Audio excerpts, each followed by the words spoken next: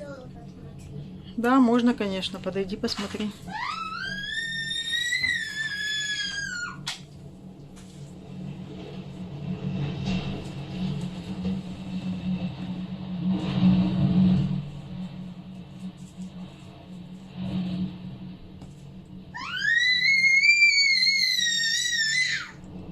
Вот сорвала крышу Почему?